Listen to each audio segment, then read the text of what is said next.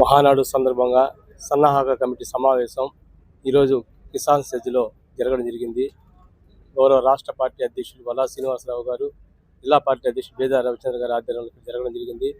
ఈ సమావేశంలో మా గౌరవ శాసనసభ్యురాలు శ్రీమతి వేమిరెడ్డి ప్రశాంత్ రెడ్డి గారు, ఎంపీ గారు వేమిరెడ్డి ప్రభాకర్ రెడ్డి గారు, మంత్రులు, శాసనసభ్యులు, వివిధ కమిటీలో హోదాలో ఉన్న రెండు రాష్ట్రాల నుంచి వచ్చిన అందరూ కూడా ఇక్కడ సమావేశం, దాదాపు 19 కమిటీలు ఇక్కడ విస్తృత స్థాయి సమావేశం జరగడం జరిగింది.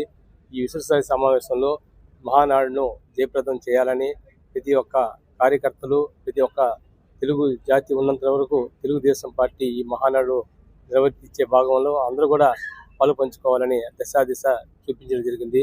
దీనిలో భాగంగా 27, 28 తేదీల్లో డెడికేటెడ్ సమావేశం దాదాపు 25,000 మంది హాజరయ్యే అవకాశం ఉంది. ప్రతిరోజు 25,000 మంది హాజరవుతారు.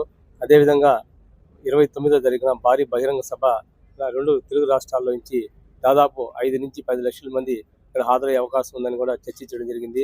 ముఖ్యంగా అన్ని కమిటీలు కూడా సమర్థవంతంగా వాళ్ళు విధులు నిర్వర్తించాలని, అన్ని కమిటీలు కూడా స్వచ్ఛందంగా పనిచేయాలని, ఎక్కడ కూడా ఎటువంటి అవాంతరాలు జరగకుండా ఈ యొక్క మహానాడును భవిష్యత్తు వేదికగా బడుగు బలహీన వర్గాలకి, రాష్ట్ర ప్రజానీకానికి అభివృద్ధి సంక్షేమ ఫలాలను ఏ విధంగా అందించాలి, ఏ విధంగా ముందుకు తీసుకెళ్లాలి ఈ రాష్ట్రాన్ని, ఇక్కడ అమరావతి అవుతుంది, పోలవరం అవుతుంది, ఇవన్నిటి మీద కూడా కూలంకషంగా చర్చించి తీర్మానాలు చేసే అవకాశాలు ఉన్నాయి. కాబట్టి ప్రతి ఒక్కరు కూడా ఈ మహానాడిని జయప్రదం చేయాలని కూడా అందరూ కూడా పిలుపునివ్వడం జరిగింది.